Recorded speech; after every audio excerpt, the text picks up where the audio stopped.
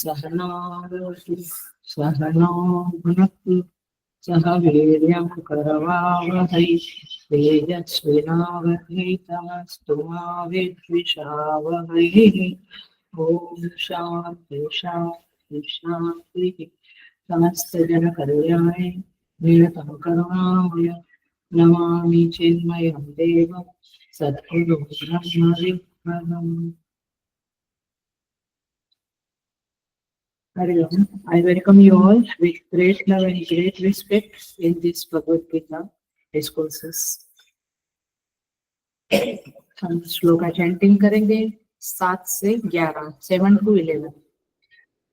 Chapter 13, shloka number 7 से we will chant.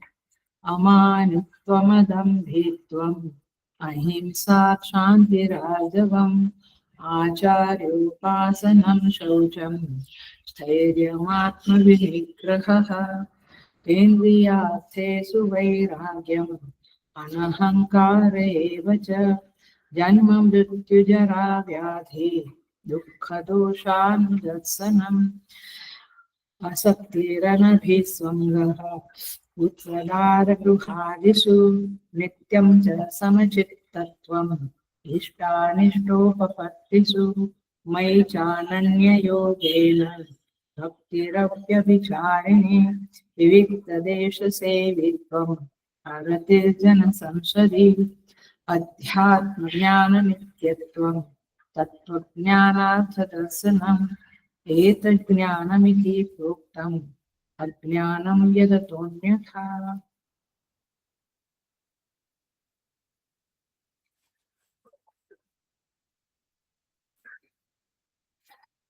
So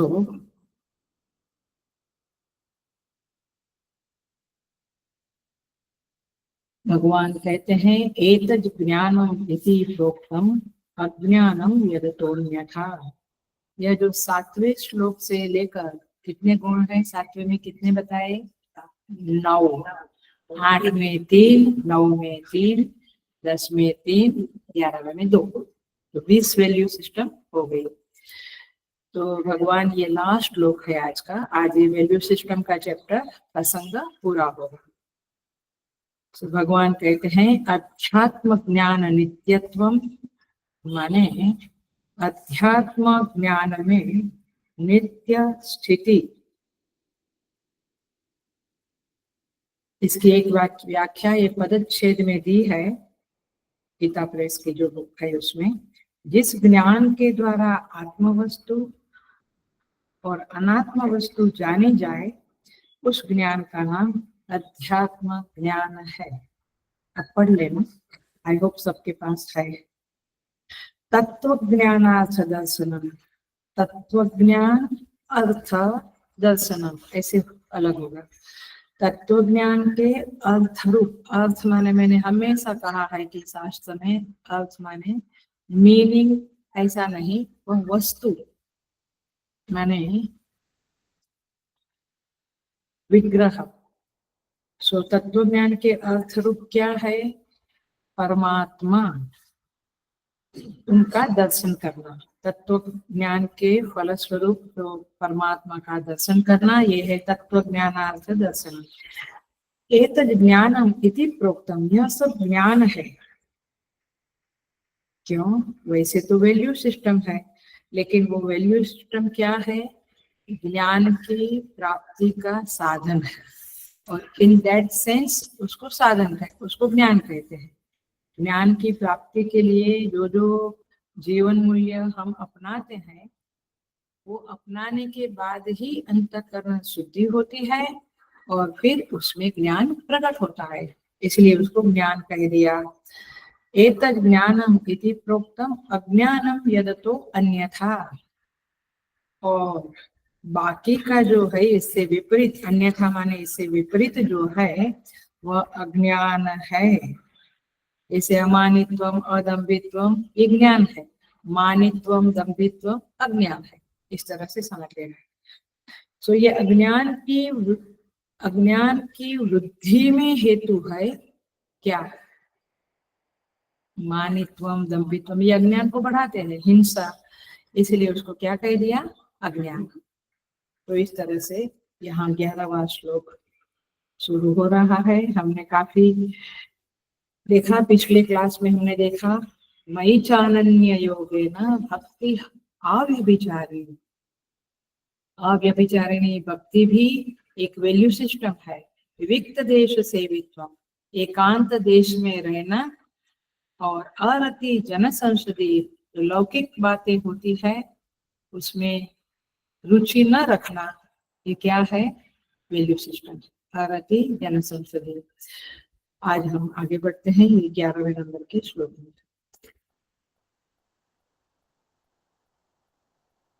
18 value system का discussion हो गया। अब 19th नंबर का है अध्यात्म ज्ञान नित्यत्वम। भगवान का निर्देश यह है कि अध्यात्म में जो हमारी प्रवृत्ति है, ध्यान से सुनना, वह सतत है क्या, कंटिन्यूअस है क्या, ये खाली क्या बोलते हैं एकादशी के दिन या पौर्णिमा के दिन ऐसा है कि रेगुलर है। इसलिए भगवान कहते हैं अध्यात्म ज्ञान में नित्यत्वम। भाष्यकार क्या कहते हैं? आत्मादि विषय ज्ञानम अध्यात्म ज्ञानम। अध्यात्म ज्ञान किसको कहेंगे? जो आत्मा के विषय में जो जो बातें हैं उसे अध्यात्म ज्ञान कहेंगे। तस्मिन् नित्य भावः, भाष्य देखना, भाष्य है तो तस्मिन् नित्य भावः, उसमें सतत रमण करना। तो जिस संसार में, जीवन में हमारी चित्तवृत्ति ऐसी हो जावे, ऐसा अभ्यास हो जावे चित्तवृत्ति को कि आत्मा से लेकर देह तक, जहां तक अहम भाव है, देह में अहम भाव है, यस मैं काला, मैं लंबा, मैं है, तो देह तक जिन विषयों पर अहम अहम करके हम सोचते हैं उस पर चिंतन करो। इसको कहेंगे अधि। अधि माने पास, जवड़। आत्मा के नजदीक का जो है देह, इंद्रिया, मन, बुद्धि, इस पर विचार करो, चिंतन करो। इसको क्या कहेंगे? अध्यात्म ज्ञान।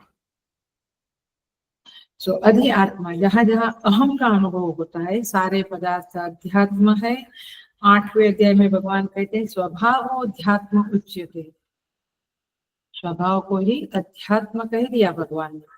स्वभाव माने स्वस्य भाव, मेरे बारे में मेरा जो भाव है, जो निजता का भाव है, निजता, हाँ, जे ए, जस्मिन का जे, निजता का भाव है, यह मैं हूँ, यह अध्यात्म। अब आइए हम थोड़ा एनालिसिस शुरू करते हैं। देह में अहम बुद्धि है बिल्कुल। तो देह के बारे में सोचना ये अध्यात्म चिंतन है। वाह वाह, तो हम रेगुलर बहुत सोचते हैं। स्किन को ठीक कैसे करें, वजन कैसे कम करें, माने बहुत कुछ देह के बारे में, सारे क्रीम पाउडर, सारी दवाइयाँ, उसके बारे में क्या कॉस्मेटिक्स, बहुत सोचते हैं। नहीं भाई, ऐसा नहीं। कैसे सोचने को अध्यात्म कहते हैं, सुन लो, अटेंशन प्लीज। हेलो, एकदम ध्यान से सुनो। किसे कहते हैं अध्यात्म चिंतन अबाउट देह? ये देह कहाँ से आया? हाँ, ऐसे तो माँ के गर्भ से है, लेकिन तो गर्भ में मैं तो जीव रूप में घुसा था, अथवा परमात्मा के द्वारा अंदर प्रवेश करवाया था, लेकिन उसमें देह कैसे बन गया? तो देह कहाँ से बना? प्रकृति ने किस तरह से यहाँ पे ये शरीर की रचना की, कैसे? Is it not surprising? कितना सरप्राइजिंग है। तो ये सोचना, उसके बारे में शास्त्र क्या कहता है, ये बातें सोचना। क्यों आया इस पृथ्वी पे, क्यों आए हम? शरीर, मेरा शरीर ऐसा क्यों, मेरा नाक, मेरा कान, मेरा मुंह ऐसा क्यों, दूसरे का ऐसा क्यों? सोचो। किसी की नाक समान नहीं मिलेगी, सबकी अलग अलग है ना। माने सबका चेहरा अलग ही दिखेगा। तो कैसे माया का खेल है। शरीर का हेतु क्या, यहाँ आके मुझे मेरा पर्पस क्या है, इस देह को लिए मैं घूमता हूँ तो मेरा पर्पस क्या है देह का। ओ ये शरीर में व्याधि कहाँ से आती है। कोई कुछ भी खावे कैसा भी रहे उसको कुछ नहीं होता, मैं जरा सा कुछ खा लिया तो शुरू हो गया पेट दर्द। ये आयु तत्व है, वो क्या है, वो कौन डिसाइड करता है। और ये जीवन विलुप्त होता है वो क्यों होता है, कब होना है वो कौन डिसाइड करता है। ये सब बातें सोचना ये क्या है, अध्यात्म चिंतन है। आत्मा के विषय में सोचना है तो बहुत बड़ी बात है, वो तो है ही। बट इस तरह से देह मन बुद्धि के बारे में सोचना ये है अध्यात्म चिंतन। सो अब देखो इंद्रियों के बारे में, इंद्रियों में भी अहम बुद्धि होती है। तो ये इंद्रियों का स्वरूप क्या है, एग्जैक्टली इंद्रिय, देह तो दिखता है बट इंद्रियां तो दिखती नहीं है। जो कान आंख दिखता है उसको गोलक कहते हैं। वो तो गोलक, गोलक माने इंद्रियों के रहने का स्थान है। लेकिन वास्तव में इंद्रियां कहाँ रहती है, और क्या कारण है कि वो इस शरीर में हमारे साथ जुड़ी है, उसका व्यवहार कैसा है, उसका उत्पत्ति स्थान क्या है, उसका शरीर के साथ क्या संबंध है। कितने सारे प्रश्न कभी नहीं सोचते, कभी बच्चों को भी नहीं सिखाया ये एप्पल है टोमेटो है, बस यही सिखाओ। सो इंद्रियों का शरीर के साथ भी क्या संबंध है, हाउ दे आर फंक्शनिंग, उनका व्यवहार कैसा है, ये सब चिंतन आध्यात्मिक चिंतन कहा जाएगा। पंचदशिकार कहते हैं कि इंद्रियां देहव्यापी है, सूक्ष्मत्वात्, सूक्ष्म होने के कारण वे शरीर व्यापी है, पूरे शरीर में है। सो 5 इंद्रियां 5 गोलकों में रहती है और उसकी अखंड व्याप्ति है शरीर में। तो स्थूल की अपेक्षा सूक्ष्म को व्यापक होना चाहिए, तो ये स्थूल शरीर की अपेक्षा ये इंद्रिया सूक्ष्म है और इसलिए व्यापक है। पंच महाभूत, एक एक चीज हम देखते हैं कैसे चिंतन करना है, और उस चिंतन के सहारे शास्त्रों को पढ़ना है अथवा शास्त्रों से उसका उत्तर प्राप्त करना है। अब देखो पंच महाभूत, आकाश ले लो एक, आकाश जो है वो तो हमें लगता है अनंत है, लेकिन घटाकाश जो है वो तो घट की पेरिफेरी में बंधा हुआ है, हमें लगता है बंधा हुआ है और व्यवहार में हम उसमें जल भरते हैं एक्सेट्रा। किंतु ये वास्तविक आकाश, क्या अनंत आकाश में आप जल भर सकते हैं, तो ये व्यावहारिक है। अनंत आकाश जो दृश्यमान है, जो दिखता है, ऐसा हमें लगता है, वह भी व्यावहारिक है। इसलिए वास्तविक आकाश क्या है, वो अनंत है, माने कैसा, कहाँ, और आकाश की उत्पत्ति कैसे हुई, और आकाश में सारा जगत समाया हुआ है तो कैसे, माने हाउ द स्पेस, अवकाश ये व्याप्त है, उसके बारे में चिंतन करो। वैसे तो कोई चीज आकाश को व्याप्त नहीं, आकाश को घेर नहीं सकती है, लेकिन ये मिट्टी जो है, ये मिट्टी ने आकाश को घेर के रखा है। तो इसका मतलब क्या हुआ, ये व्यावहारिकतया घेर के रखा है, वास्तव में आकाश को कोई घेर नहीं सकता है। तो ये सब अध्यात्म चिंतन कहलाता है। भगवान कहते हैं अध्यात्म ज्ञान नित्यत्व, नित्य डेली सत्संग करो। स्वाध्याय में सातत्य होना जरूरी है, नहीं तो आपका स्पिरिचुअल स्टेमिना कम होता जाएगा, आध्यात्मिक बल कम होता जाएगा। यदि आपने एक दिन भी साधना छोड़ी, तो हम देखते हैं एक दिन जप नहीं किया तो भी हमें पता चलता है, और वेकेशन में तो बड़ा पता चलता है, एक महीना में क्लास नहीं है तो डलनेस लगती है। सो सतत करना, नित्यत्व, साधक को अपनी सामर्थ्य बढ़ानी है और साधना को नित्यत्व तक पहुंचाना है। कभी उसमें आप जो मैंने अलग अलग करो, कभी शास्त्र पढ़ो, कभी जप करो, योगा करो, अलग अलग करो, बट साधना करते रहना चाहिए।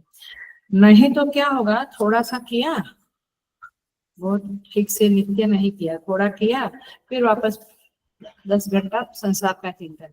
तो गज स्नान होगा। गज स्नान माने, गज माने हाथी। वो पहले स्नान करता, पानी से ये करता है, शरीर को धोता है और फिर वापस मिट्टी चढ़ाता है। ऐसा मन और बुद्धि को देखो। मन को कहते हैं लगाम, इंद्रियों को अश्व कहते हैं कठोपनिषद में, मन को लगाम कहते हैं, बुद्धि को सारथी कहते हैं।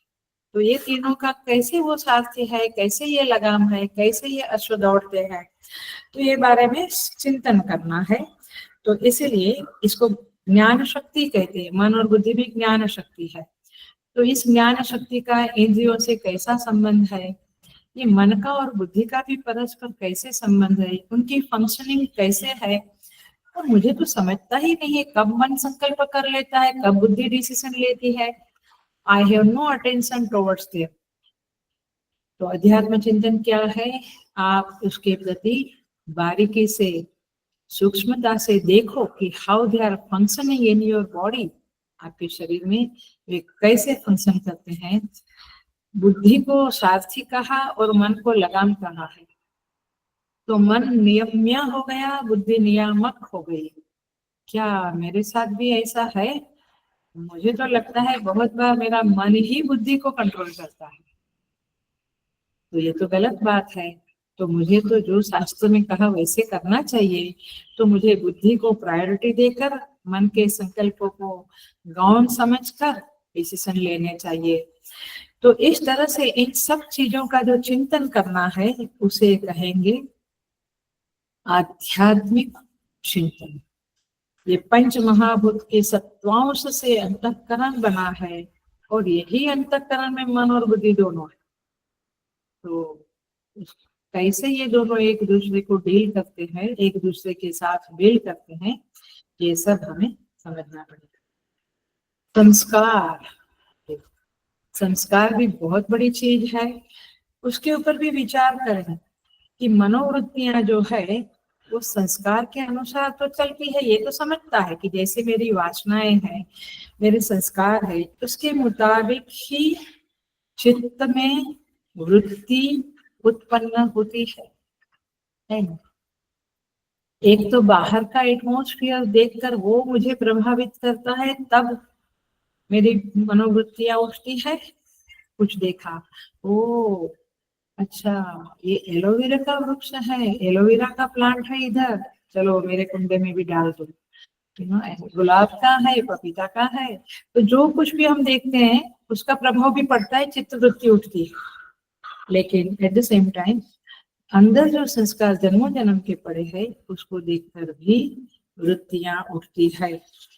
बट मन बुद्धि चित्त अहंकार, ये जो अंतःकरण जो सत्वांश से बना है, मेरा मन तो कभी कभी बहुत गंदा होता है बिकॉज ऑफ बाहर का प्रभाव, अंदर के संस्कार का प्रभाव। ये सब चीजें सोचनी चाहिए। जब भी ऐसी वृत्तियां उठती है उसको जप तपा करके उसको कंट्रोल कर लेना, ये मेरा कर्तव्य है। तो ऐसा अध्यात्म चिंतन करना पड़ेगा, क्योंकि अच्छी बुरी, दुर्बल, प्रबल, निर्बल, ऐसी सब प्रकार की वृत्तियां उठती रहती है। उनका कभी क्षय भी होता है, कभी भी बढ़ भी जाती है। Are we aware of all this? अंदर का खेल जो चलता है उसके प्रति हमारी अवेयरनेस है।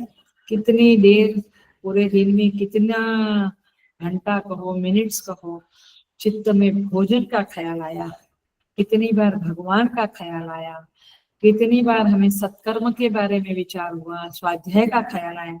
सब सोचना है। पूरे दिन में कितनी अच्छी वृत्ति उठी, कितनी नेगेटिव वृत्ति उठी, बहुत काम है।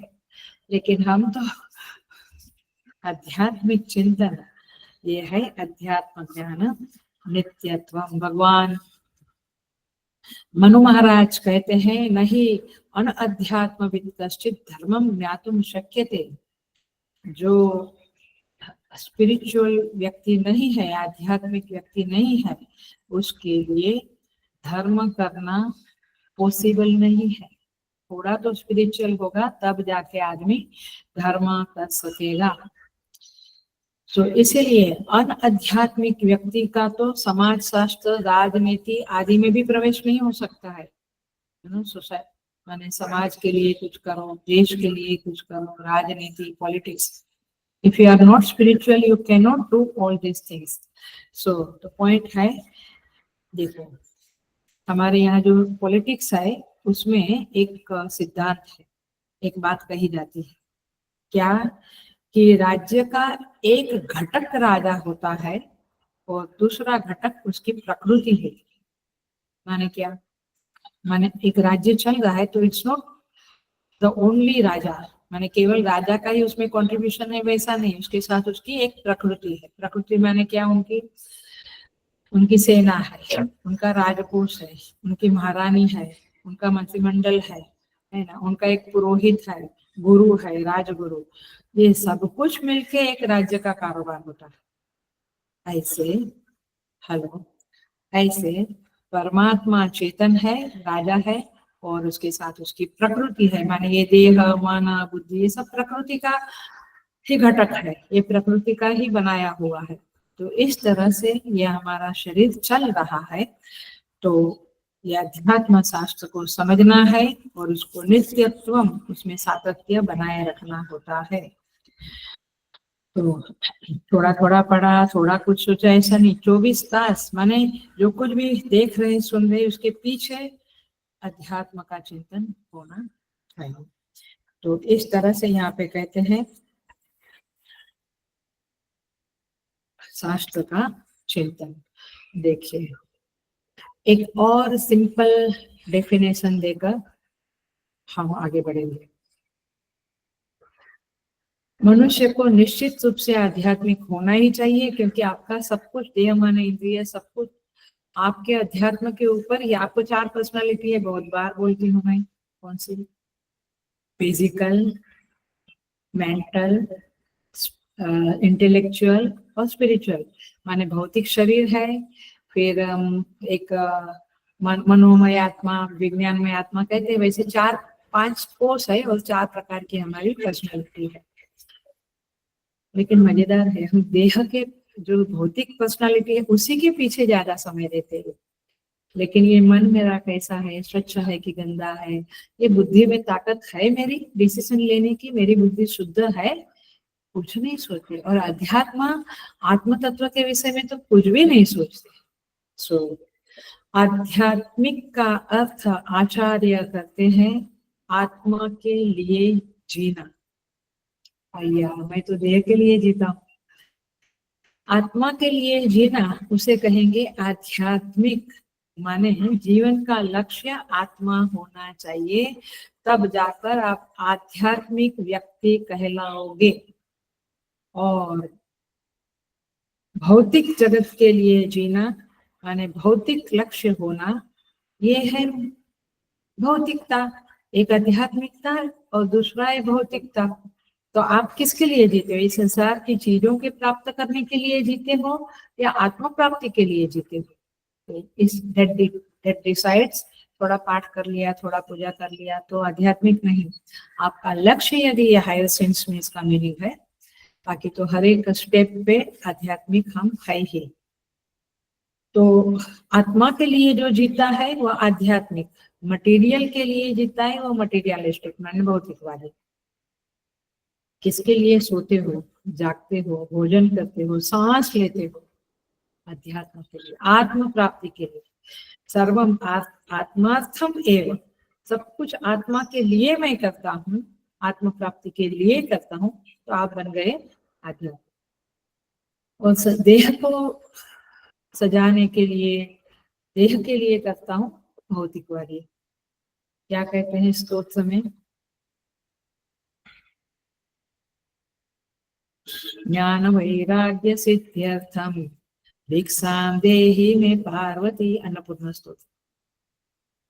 मुझे, मैं भिक्षा मांगता हूँ, भिक्षा लेता हूँ, ग्रहण करता हूँ, ज्ञान वैराग्य सिद्ध्यर्थम, क्योंकि मुझे ज्ञान और वैराग्य चाहिए। तो फिर आप आध्यात्मिक। लेकिन यहाँ तो आज ये खाने का मन हुआ, बारिश है, 1 घंटा 1.5 घंटा होटल में भी बैठे रहते हैं ना पहले, फिर बाद में आता है बात। यहाँ तो खाने को 10 मिनट भी महंगी पड़ती है, पर 10 मिनट निकालना भी मुश्किल होता है। सोना जागना, आहार विहार, कर्म त्याग, संग असंग, सब कुछ जो है वो आत्मा के लिए हुए, उस परमात्मा प्राप्ति के लिए हुए, चित्त शुद्धि के लिए, ज्ञान वैराग्य के लिए हुए, तो बस फिर आप आध्यात्मिक। इस तरह से यहाँ पे अध्यात्म ज्ञान, कई बार लोग कहते हैं कि ये जो भक्ति भक्ति करते हैं ना, ये थोड़ा सत्संग करते रहते हैं, पाठ पूजा करते रहते हैं, बिकॉज उनको जीवन में कुछ महत्वाकांक्षा नहीं है, उनको समृद्धि नहीं चाहिए। लेकिन वो कितने समृद्ध है ये तुम्हें नहीं पता है। माने मटीरियलिस्टिक लोग समृद्ध होते हैं और आध्यात्मिक लोग गरीब दरिद्र भी होते हैं, ये कल्पना मत कर। आध्यात्मिक लोग भी बहुत श्रीमंत होते हैं, माने मटीरियल से भी श्रीमंत होते हैं, अंदर से भी श्रीमंत होते हैं। नहीं तो जनक जी, दशरथ महाराज, प्रहलाद जी, ये सब तो फिर दरिद्र ही होने चाहिए था, क्योंकि वे तो बेस्ट स्पिरिचुअल पीपल थे, द हाईएस्ट स्पिरिचुअल पीपल थे। तो दरिद्रता का अध्यात्म से लेना देना नहीं है, भौतिकता का समृद्धि से लेना देना नहीं है। ये समझ ही एक अलग समझ होनी चाहिए। आध्यात्मिक व्यक्ति भी पैसे से भी श्रीमंत समृद्ध हो सकता है और आंतरिक संपत्ति से भी समृद्ध हो सकता है। इस तरह से अध्यात्म ज्ञान का नित्यत्व का अर्थ है, अध्यात्म ज्ञान में नित्य जागृति बनाए रखो, यू बी अवेयरनेस बनाए रखो, you be aware of how your, ये कर्म का मन पे क्या इफेक्ट आया, बुद्धि पे क्या इफेक्ट आया। तो ये जागृति ही इन शॉर्ट अध्यात्म है। तो शास्त्र का उद्घोष है, हेलो अटेंशन सुन लो, उद्घोष यह है फाइनली, ये जो बातें करी वो बहुत तरह से तो अध्यात्म है ही, बट हाईएस्ट है। उद्घोष यह है कि आप अपने को जीव मानते हो, राइट? यस, हम अपने को जीव मानते हो। ये जीव मानते हो ये गलत। आप चिन्मात्र आनंद स्वरूप, अजर अमर, निर्विकल्प, निर्दोष, अपरिच्छिन्न तत्व हो। सही बात है, यू आर इन्फिनिट। हम अपने को परिच्छिन्न मानते हैं, छोटा इतना सा। आप अपरिच्छिन्न तत्व हो और इसी अपरिच्छिन्न तत्व को लोग ब्रह्म कहते हैं। तो आप अहम ब्रह्मास्मि, ये अनुभव की प्राप्ति के लिए जो जप तप स्वाध्याय ये सब करते हो, ये क्या है? अध्यात्म ज्ञान नित्यत्व। ये अध्यात्म ज्ञान का उद्घोष है। इस उद्घोष के प्रति हमारी जागृति बनाए रखना, यही नित्यत्व शब्द का अर्थ है। ऐसे ये बोध सतत मेरे अंदर चालू रहे, जागृत रहे। इसका जो साधन है वह है, मुख्य साधन है सत्संग। यदि सत्संग के बिना ये बोध जागृत रहना मुश्किल है। यदि आप बहुत मेच्योर और बड़ो बहुत परिपक्व है तो बात अलग है, अदरवाइज डिफिकल्ट है। तो सत्संग का आलम्बन लेंगे तो हम थोड़ा सा बोध में जागृत रहेंगे। इसका मतलब है, सादी भाषा में, सिंपल भाषा में, रोज झाड़ू लगाओ। झाड़ू लगाओ माने ऐसे घर को तो, मंदिर को तो झाड़ू लगाते हैं, अंदर झाड़ू लगाओ। पंजाब में एक बहुत बड़े सूफी संत हुए जिनका नाम था बाबा फरीद। उन्होंने एक पद लिखा, उन्होंने लिखा, उठ फरीद झाड़ू दे, उठ फरीद झाड़ू दे। माने स्वयं को वे कहता है कि उठो, अब झाड़ू देने का समय है, माने सत्संग का समय है, हम सत्संग अटेंड करें। अरे फरीद, झाड़ू लगा, तेरा कमरा गंदा हो रहा है, तो जप करो, तप करो, पूजा करो, सत्संग करो, स्वाध्याय करो, चिंतन करो, ये झाड़ू लगा। देखिए, जप बहुत बड़ी साधना है, सारे सारे संप्रदायों में फेमस है, प्रसिद्ध है, सब लोग करते हैं। लेकिन कभी कभी मैं कभी कोई ग्रुप में जाती हूँ, फंक्शन में पूछती हूँ, 10% लोग जपा करते हैं, बाकी को माला भी नहीं पता है। माने माला होती है पता है, बट माला कभी हाथ में नहीं ली है। Very sad. कल ही किसी से बात हुई, तो दैट पर्सन मस्ट बी 60। अभी कहा कि मुझे गुरु मन से दीक्षा दो ना। 60 इयर्स, चलो ठीक है फिर भी, बट कई लोग तो बिना मन से जब किए ही मर जाते हैं इस दुनिया से। फिर पशु में और आप में क्या फर्क है मेरी बात। सो जप करना बहुत बड़ी साधना है। कुछ नहीं तो घर में बैठ के जप तो कर ही सकते हैं। लेकिन एक बात थोड़ा सा समझ लेने जैसा है, बहुत बार कहा होगा मैंने, कहा है, फिर भी आप ध्यान से सुनो, बहुत इंपॉर्टेंट बात है, बहुत अटेंशन से सुनो।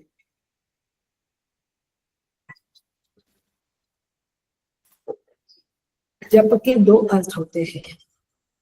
जप एक है आवर्तन करना, माने रिपीटेशन, उसको जप कहते हैं, रिपीटेशन।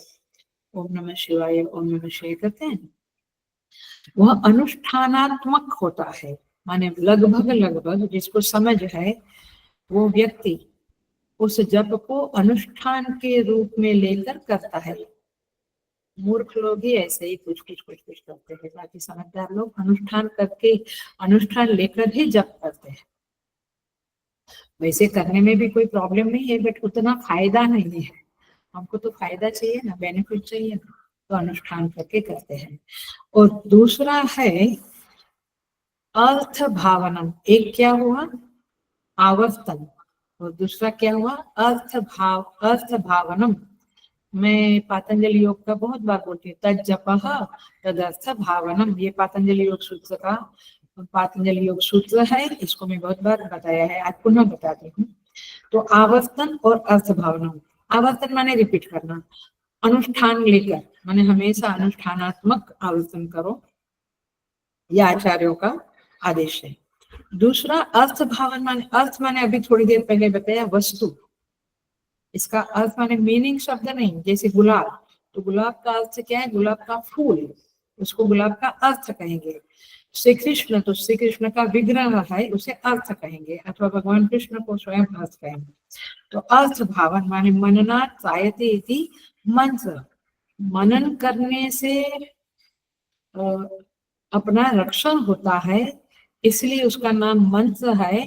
और उसका भावन करो, उसके बारे में चिंतन करो, मंत्र का चिंतन। एग्जाम्पल देती हूँ,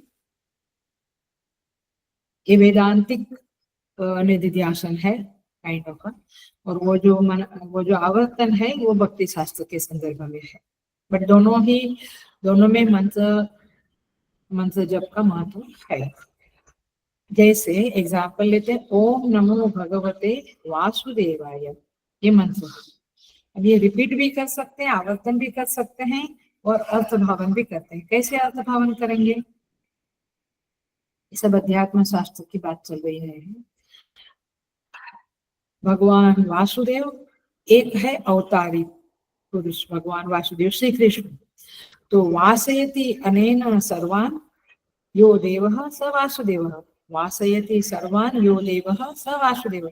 वासयति मैंने आच्छादित करना, ईशावास्यम इदगम सर्वम, सारे जगत को जो देव आच्छादित करता है, अथवा चराचर में जो विराजमान है, विद्यमान है सत्ता रूप से। सत्ता रूप से माने ऑफकोर्स उसकी सत्ता चलती है, वो एक मीनिंग तो कौन मीनिंग है, बट सत्ता रूप से माने विद्यमान का एग्जिस्टेंस के रूप में। वो हाय हाय करके, ये पेड़ है, ये ये बिल्डिंग है, ये पानी है, आकाश है, तो है करके जो हमें लगता है, इट्स बिकॉज ऑफ चेतन के विद्यमान, नहीं तो वस्तु कोलैप्स हो जाएगी। चेतन है करके सब कुछ है। तो वासयति सर्वान यो देवः स वासुदेव, जो चराचर में चैतन्य रूप से विराजमान है उसे वासुदेव कहते हैं। ओ ओम नमो, मुझे नमन करना है, वो मेरी नजर में आवे, ऐसी भावना कर। ये है निधिध्यासन, ये है वेदांत का अर्थ भावन। नजर में आवे माने कैसे, मेरा फेवरेट जो है वही बताती हूँ। मैं आदमी को देखूं और उसको भी मैं पेड़ को देखूं और वृक्ष को देखूं और वृक्ष के साथ साथ उस दिव्य सत्ता का भी एहसास मुझे हुए। केवल वृक्ष मेरी नजर में ना आवे, केवल आदमी मेरी नजर में ना आवे, उस परम सत्ता को मैं उस आदमी के पीछे, मैंने हर एक चीज के, हर एक व्यक्ति, हर एक सिचुएशन के पीछे उसका मुझे एहसास होवे, उसकी मुझे झांकी होवे। इसलिए अपने दिल की खिड़की जो है वो खुली रखनी चाहिए, हम बंद करके रख। तो इसको क्या कहेंगे? ओम नमो। तो उसको फिर मैं नमन, ओम नमो शब्द का अर्थ है मैं उसको नमन करता हूँ। कहाँ नमन करते? केवल मंदिर में जाके? वो तो अच्छी बात है, लेकिन सर्वत्र उसको नमन करें, सर्वत्र उसकी सत्ता को महसूस करें। और इसीलिए क्या कहते हैं संत? संत कहते हैं कि तेरे तबस माने तुम्हारे तबस्सुर में, माने मैं तुम्हारी सतत याद करता हूँ, वो तुम्हारी इबादत नहीं तो और क्या है? तेरे तबस्सुर में सदा रहना ये तुम्हारी इबादत नहीं तो क्या है? माने उनकी याद रहेगा, वो फिर उसकी पूजा होगी, फिर वो उसका नमन होगा।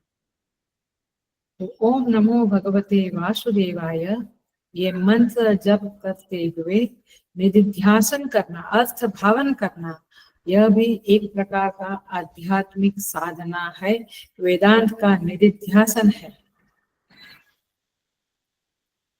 क्या कहा? तेरे तवस्सुर में दिन रात रहना, दिन रात, रात को भी और सपना ना आवे, या तो शांत नींद आवे या प्रभु का दर्शन हुए, कुछ तो, या प्रभु का ही स्मरण जप चलता रहे। आई थिंक ये तो बहुत इजी है।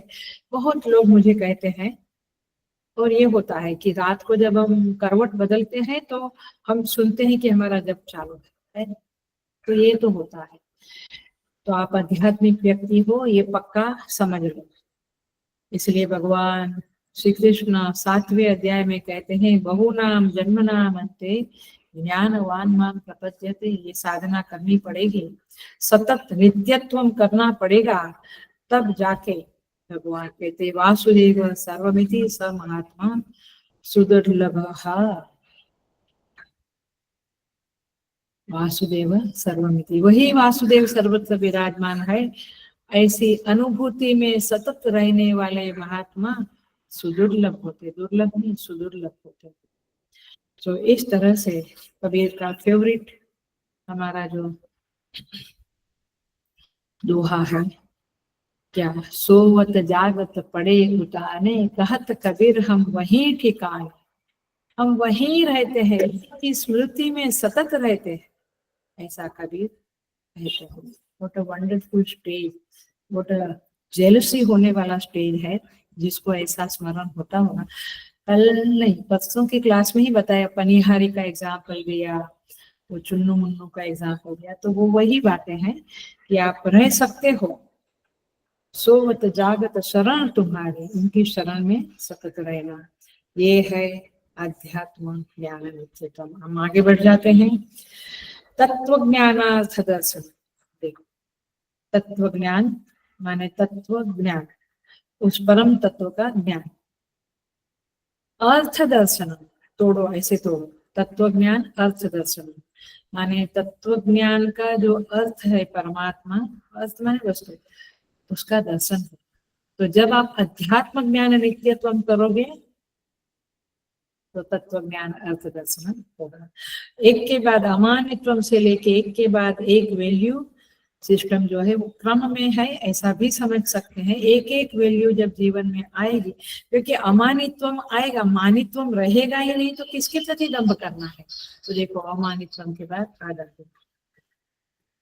दंभ नहीं करना है तो हिंसा काहे की होगी? कोई मुझे बड़ा माने छोटा माने, मुझे क्यों किसी का, ना किसी को हर्ट करना है ना खुद हर्ट होना है। तो इस तरह से ये लास्ट वैल्यू है 20 नंबर की, बट हाईएस्ट वैल्यू है। तत्व ज्ञानार्थ का अभिप्राय होता है मोक्ष अथवा परमात्मा तत्व। सो यहाँ पे क्या कहते हैं?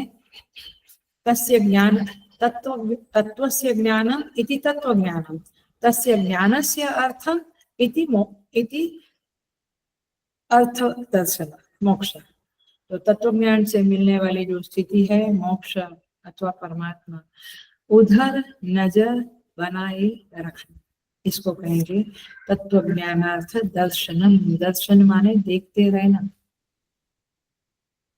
सो देखो, इसका classic, the most classic example in Upanishad is, आप गेस कर चुके ही होंगे, ऐसे उपनिषद हुआ नहीं है, कठोपनिषद का नचिकेता। उसका नजर उधर था का मतलब देखो, ऐसा नहीं कि कंटिन्यूअस वो याद रखना है, इसका मतलब इतना ही है कि मुझे हेलो अटेंशन से सुन लो और पकड़ लो इस बात को। ऐसा नहीं कि आप 24 घंटा वो ही देखते रहते हैं, ऐसा नहीं। आप उसकी प्राप्ति के लिए 24 घंटे बिताते हैं, ये पॉइंट है। खाना वही, खाना पीना सोना उठना बैठना बातचीत करना स्वाध्याय करना, जो भी करते वो उसके लिए करना, ये भी तत्व ज्ञानार्थ दर्शन में आता है। मतलब ये हुआ कि मुझे उस परमात्मा के अलावा कुछ नहीं चाहिए, मुझे उससे कम भी नहीं चाहिए और उससे नीचे की कोई वस्तु नहीं चाहिए। माने नचिकेता क्या कहता है, जब उसको यमराज, आप हम जब करेंगे, अभी तो केनोपनिषद चलता है, जब हम कठोपनिषद करेंगे तब समझेंगे। नचिकेता और यमराज का संवाद चलता है, और आपको काफी लोगों को पता भी होगा, लेकिन फिर भी बता दूं कि नचिकेता तालाब ये हमारे उत्तरकाशी आश्रम से 2 घंटे में आता है। हम लोग गए भी थे, जबरदस्त वो जगह है, बिल्कुल यमराज का अखंड स्मरण होता है उधर। हमें स्थान है बहुत भयंकर सुनकार एकदम ऐसा स्थान है। तो नचिकेता और यमराज का संवाद है। नचिकेता कहता है कि ये जीव नाम की चीज ये शरीर छोड़ के जाती है तो क्या वो बाद में कुछ रहता है, अस्ति किम, क्या कुछ रहता है कि नहीं रहता है। माने वास्तव में ऐसा कोई तत्व है जो देह छूटने के बाद रहता है या नहीं रहता है, उसके बारे में मुझे बताओ। तो इन शॉर्ट जीव जगत और ईश्वर की ही चर्चा है। तो यमराज कहते हैं, अरे मेरे बच्चे तुम बहुत छोटे हो, 5-10 साल का था तो बोला तुम बहुत छोटे हो, तुम्हें ये सब चीज क्यों चाहिए, चलो मैं तुम्हें स्वर्ग की सैर कराऊं, बहुत सारे भोग अप्सराओं का डांस दिखाऊं, तुम्हें अमरत्व दूं, तुम जितना चाहे इतना जियो, ये आशीर्वाद दूं, मुझे कुछ नहीं चाहिए। तो क्या बोला, स्वभावामर्त्यस्य यदन्तक एतत सर्वेन्द्रियाणां जरयन्ति तेजः। स्वभाव, आप ये सब कुछ मुझे जो देंगे, अच्छा अच्छा खाना पीना, दिस दैट, मौज मजा, रथ, समृद्धि, प्रॉपर्टी, ये स्वभाव कल रहेगी या नहीं रहेगी किसको पता है। मर्त्यस्य यद अंतक एतत, हे अंतक, हे यमराज, ये मृत्यु लोक है और मैं मृत्यु लोक से आता हूँ, पता नहीं यहाँ ये सब कब तक रहेगा, कैसे रहेगा। सर्वेन्द्रियाणाम जरयन्ति तेज, और जितना भोग मैं करूंगा मेरी इंद्रियों का तेज तो नष्ट होगा। देखो, एक बात कहते कहते कितनी बातें श्रुति माता कह देती है। सो बहुत खाने से, बहुत पीने से, बहुत देखना सुनना, इसलिए जब सर्वेन्द्रियाणाम जरयन्ति तेज अपि सर्वं जीवितम अल्पमेव, कितना भी जी लो आप, अल्प ही है। कोई 50 साल में जाता, कोई 60 साल में, कोई 70 में, कोई 75, 80, 85, 90, क्या फर्क पड़ता, कोई 60 में गया, कोई 80 में गया, बहुत कोई फर्क नहीं है। अब तो आप मुझे लाखों सालों का आयुष्य दे दो तो भी वो टोटल काल के संदर्भ में, तो with respect to the total काल, वो कुछ भी नहीं है, क्योंकि युग में युगो युगों तक है ना, कितना काल अनंत तत्व है। सो अभी सर्वम जीवितम अल्पमेव तवैव वाहा तव नृत्य गीते। ऐसी हिम्मत है, यहाँ तो एक पेड़ा है तो भी डबल बार दे दिया तो ले हे भगवान, सॉरी। मतलब ये है कि लोभ हमारा कोई कम नहीं होता है, हर चीज में लोभ रहता है और हम आकर्षित हो जाते हैं। चलो ये तो बहुत और ऐसा ही एग्जाम्पल दे दिया, लेकिन अम्मा जी अभी मुझे थोड़ा सा जॉब है, अभी सब स्पिरिचुअलिटी कम हो। आई अंडरस्टैंड कि आप लोगों का लाइफ में ये जॉब की जरूरत है, सब कुछ है, बट इंसान को थोड़ा सा कुछ मिलता है तो स्पिरिचुअलिटी छोड़ने में उनको बहुत देर नहीं लगती है। लेकिन कोई कोई होता है, हम लोग जैसे मैंने हमारे जैसे बहुत साधु सन्यासी लोग हैं जो काफी पढ़े लिखे हैं, काफी आगे भौतिक जीवन में आगे बढ़ सकते थे, लेकिन उन्होंने छोड़ दिया सब कुछ, और इसी को ही तीव्र मुमुक्षा कहेंगे, मैं आगे समझाती हूँ। ऐसे बहुत कम लोग होते हैं। बाकी तो नचिकेता कहते हैं तवैव वाहा तव नृत्य गीते, आपके वाहन भोग नृत्य अप्सराएं स्वर्गलोक आप अपने पास रखो। वाह, ऐसे बोलने की हिम्मत नहीं होती है, लेकिन मुझे तो वरस्तु में वरणीय स एव, ये कठोपनिषद की प्राण पंक्ति है। वरस्तु में वरणीय स एव, मुझे तो वही वर दो जो मेरा वरणीय है, मेरा जो प्रश्न है उसका उत्तर दो, यही मेरे लिए आशीर्वाद, यही मेरा वरणीय है। माने मुझे वही चाहिए कि इस मृत्यु के बाद क्या होता है ये जानना है मुझे। दूसरा एग्जाम्पल, क्लासिक एग्जाम्पल दे देती हूँ ताकि आपको पक्का हो जाए। दूसरा एग्जाम्पल है अर्जुन का। क्या कहता है सेकंड चैप्टर में ही 8वां श्लोक, 7वां श्लोक तो फेमस श्लोक है, कौन सा, सेकंड चैप्टर 7 नंबर का श्लोक जो मैं बरसों से आपको देती रही हूँ, कहती रही हूँ, कार्पण्य दोषोपहत सब। आपको जब जब तकलीफ होवे आप ये 7 नंबर का श्लोक बोलो, शादी माम त्वाम प्रपन्ना, मैं आपकी शरण में आया हूँ प्रभु, मेरे अंदर दीनता है, मुझे तकलीफ है, मुझे कंफ्यूजन है। कार्पण्य दोषोपहत स्वभाव पृच्छामि त्वाम धर्म सम्मूढ़ चेता, मुझे धर्म के संदर्भ में ये करूँ वो करूँ, मुझे तकलीफ है, मुझे सम्मूढ़ता है, कंफ्यूजन है। पृच्छामि त्वाम धर्म सम्मूढ़ चेता यच्छ्रेयस्यात् निश्चितं ब्रूहि तन्मे, जिससे मेरा कल्याण हुए वो मुझे कहो। शादी माम त्वाम प्रपन्नम, मैं आपकी शरण में, भगवान से ये हमेशा कहो कि मैं आपकी शरण में हूँ।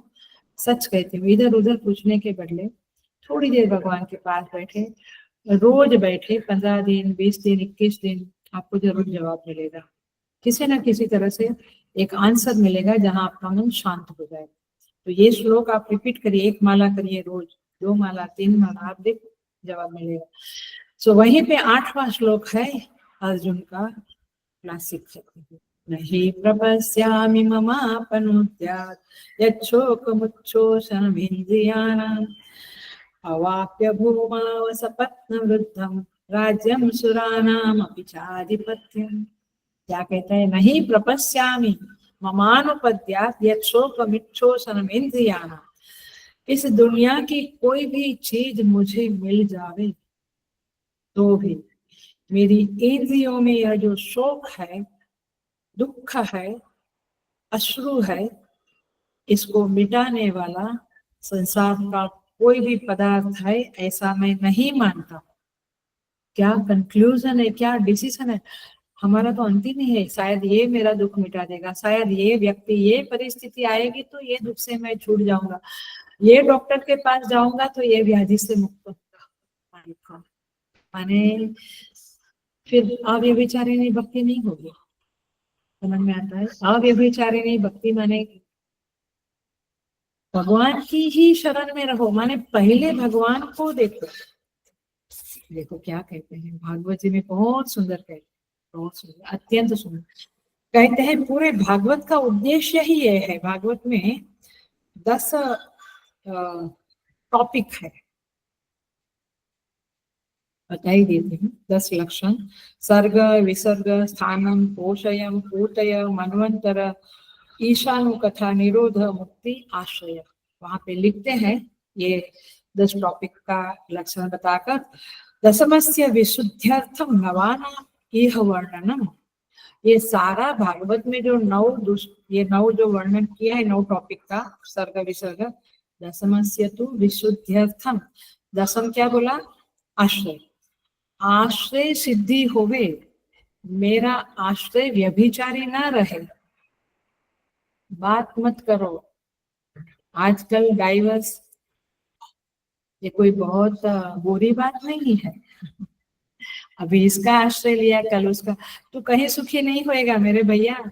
हमारे माँ बाप, दादा दादी, नाना नानी, इन लोगों ने तो जहाँ जैसा था जिंदगी बड़े संतोष से काट ली, कभी डाइवर्स तो शब्द ही नहीं था, इतने डेडिकेटेड थे वे लोग। तो आश्रय, तो ये दशमस्य तु विशुद्ध्यर्थम नवानाम इह वर्णनम, भागवत जी कहती है कि ये आश्रय की सिद्धि होगी, इसलिए सारे 9 टॉपिक का भागवत में वर्णन है। तात्पर्य क्या हुआ? भगवान ही मेरा आश्रय है। आप लो किसी का आश्रय, बट अंदर क्या रखो कि भगवान चाहेगा तो इसके द्वारा मेरा काम हो जाएगा। तो भगवान को बीच में रखो, नहीं तो कुछ मतलब नहीं रहेगा।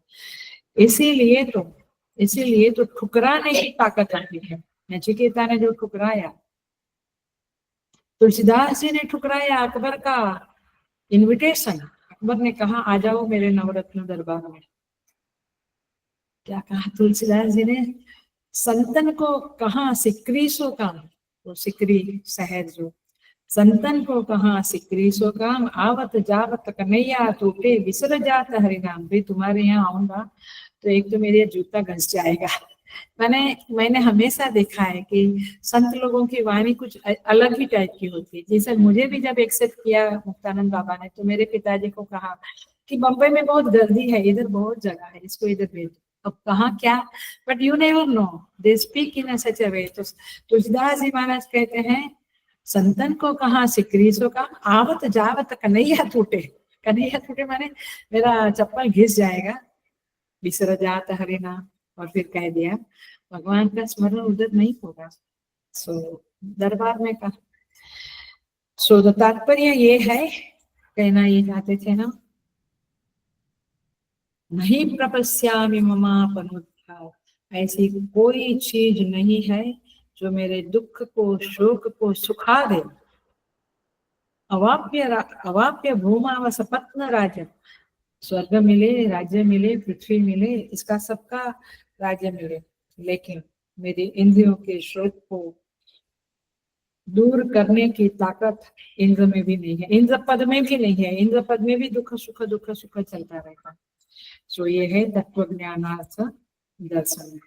इसलिए मुझे चिन्मात्र सत्ता में समा जाना है, उसी में स्थिर रहना चाहता हूँ, क्योंकि मैंने जान लिया है। देखो अब ये आचार्य लोग, संत लोगों ने क्या जान लिया है? संत लोग कहते हैं मुझे मनस्थिति में नहीं रहना है। हम कहाँ रहते हैं?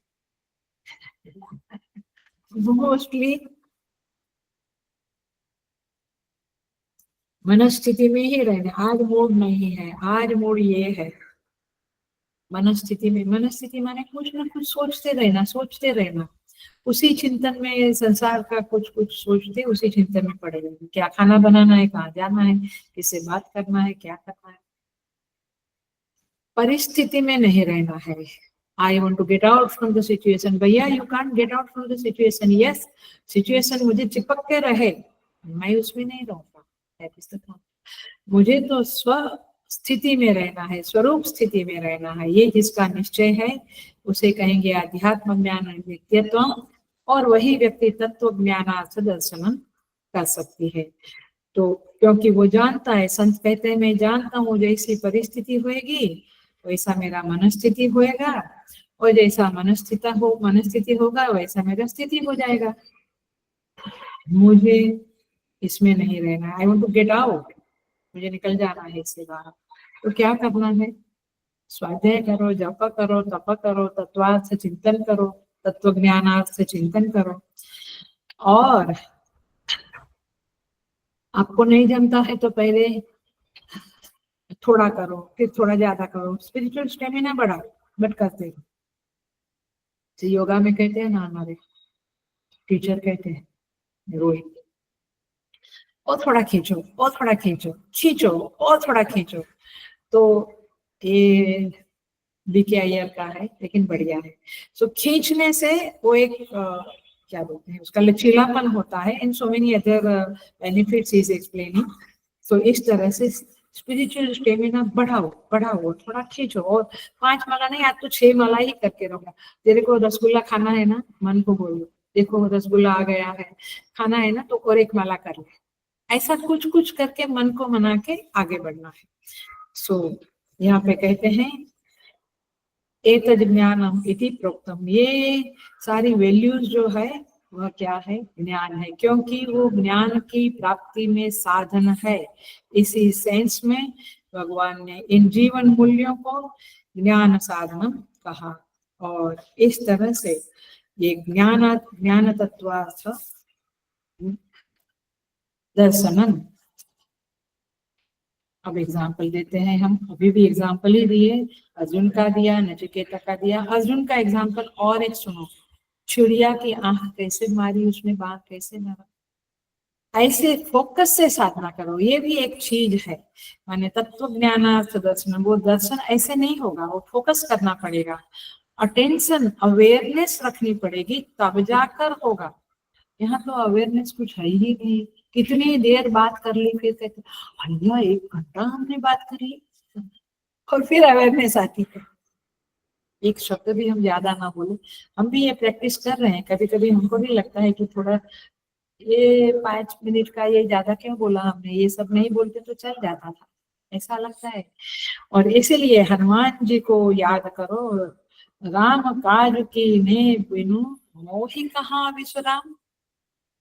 राम के कार्य किए बगैर मुझे विश्राम कहाँ। वैसे आप क्या सोचना है, अध्यात्म ज्ञान की में नित्यत्व माने सतत वो करते रहे बिना मुझे कोई विश्राम नहीं, मुझे वो करते रहना है। इसको कहेंगे तीव्र मुमुक्षा।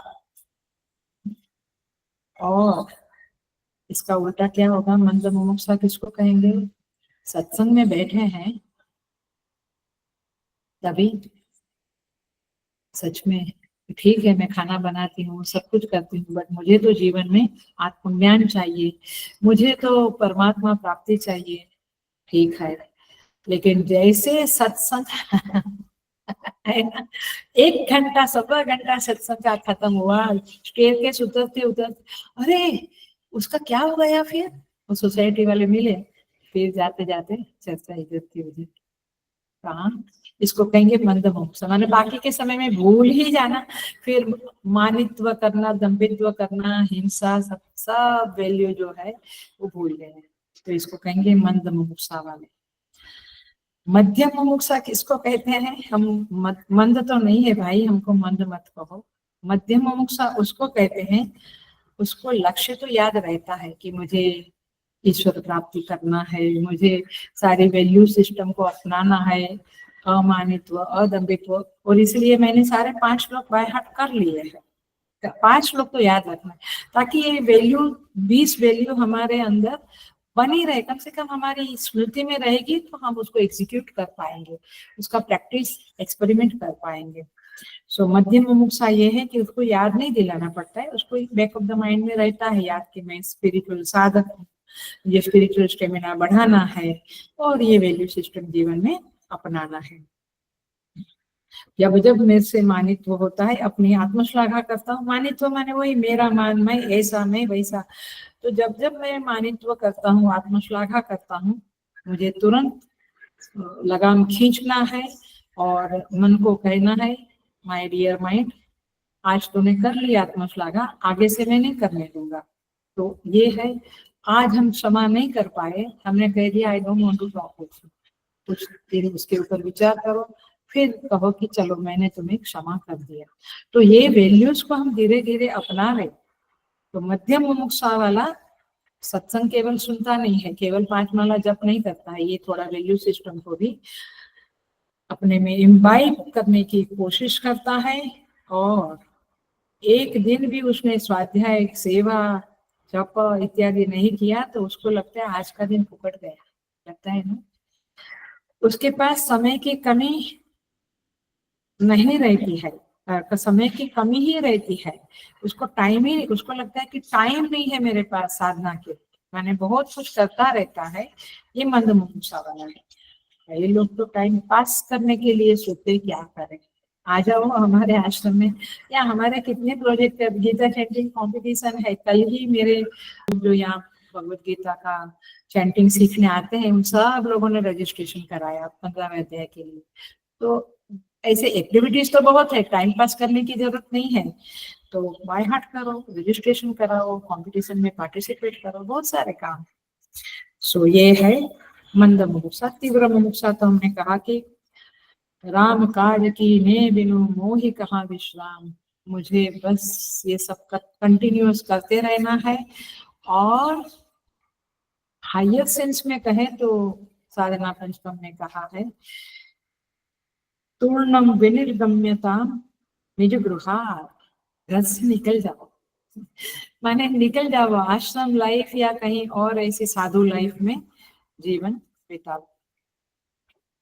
देखो भाष्यकार कहते हैं अमानित्वादी नाम ज्ञान साधना नाम भावना परिपाक निमित्तम तत्व ज्ञान। जब आप अमानित्वादी जीवन मूल्यों को अपनाएंगे, वो जब परिपाक मेच्योर होंगे, माने आप 80% एटलीस्ट ये अमानित्व इत्यादि वैल्यूज को अपनाया, तब उसके फलस्वरूप तत्व ज्ञान अर्थ दर्शन होगा। माने तत्व ज्ञान का जो अर्थ है मोक्ष अथवा परमात्मा जो भी लोग, उसका दर्शन होगा, माने आप छूट जाएंगे, मोक्ष मिलेगा माने आप इस संसार बंधन से छूट जाएंगे। आज जो देह भाव में रहते हैं, जीव भाव की पकड़ में है, उससे आपको छुटकारा मिल जाएगा, संसार उपरमता हो जाएगी, संसार के प्रति उपरामता मतलब समझ रहे हैं, बहुत उसमें रमण करने का मन नहीं होगा आपको, जो संसार की बातें फीकी लगेगी, किसी से दोस्ती करना या फॉलोअर्स बनाना और चैट करना बेकार लगेगा, फेसबुक में डाला फिर ये ट्वीट किया, ये आपको लगेगा ये सब बेकार है, फोटोज डालते रहते हैं ये सब बेकार है, ऐसा लगेगा। तो और ये आपके अंदर पक्का होगा कि यार मैं कितना परिस्थिति के वश में हूँ, परवशता कितनी है सिचुएशन की मेरे ऊपर ये देह की भी कितनी परवशता है, सुबह हुई, दोपहर हुई, शाम हुई, रात हुई, खाना मांगता ही रहता है, मांगता है। सुबह हुई तो शौच जाना, स्नान करना, माने देह की मांग परवशता कितनी है, और बीमारी आई तो बहुत ज्यादा परवशता। तो परिस्थिति की परवशता, गुलामी, परवशता माने देह की गुलामी, प्रकृति की परवशता, संस्कारों की परवशता, यार मैं सोचता हूँ कि ये विचार मेरे अंदर न आवे, आते रहते, ये इच्छा मेरे अंदर ना स्ट्रॉन्ग बने, स्ट्रॉन्ग बनती जाती है, किसी मेरी लाचारी है, हेल्पलेसनेस है, जब ऐसा सोचेंगे तो इससे छुटकारा पाने की इच्छा तीव्र बनेगी, इसी को कहेंगे तीव्र मुमुक्षा। सो ये भेद बुद्धि बनी रहेगी, उसके कारण कितना हमारा नुकसान होता है भेद बुद्धि के कारण। तो यदि ये प्रमा बन जावे कि मैं वह चेतन हूँ, तो फिर आपके अंदर माने जीव भाव से आप मुक्त हो जाएंगे, और इसी को कहेंगे तत्व ज्ञानार्थ दर्शनम। भगवान भाष्यकार लिखते हैं, भाष्य में बहुत सुंदर लिखते हैं, तस्य आलोचनम, तत्व ज्ञान फल, तत्व ज्ञान का जो फल है परमात्मा अथवा मोक्ष, उसका आलोचन माने उसके बारे में चिंतन करने से तत्साधन अनुष्ठान प्रवृत्ति ही स्यात्।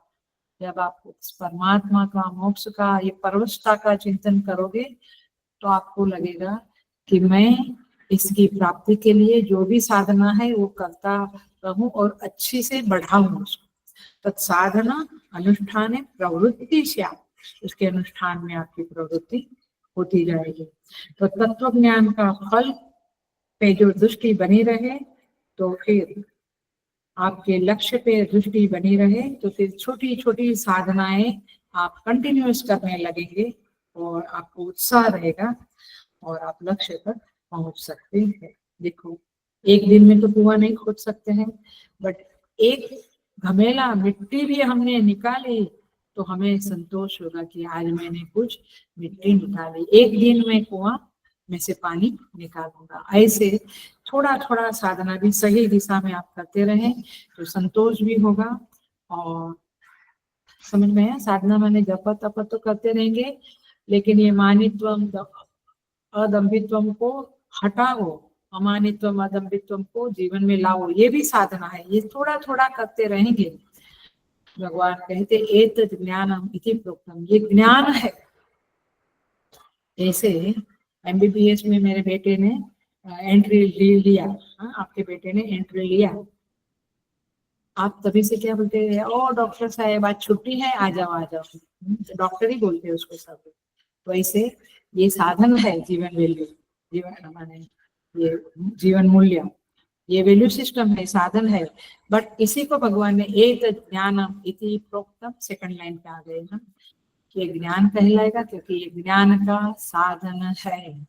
तो इसीलिए 100% तो आत्मा में ही घटेंगे ये वैल्यूज,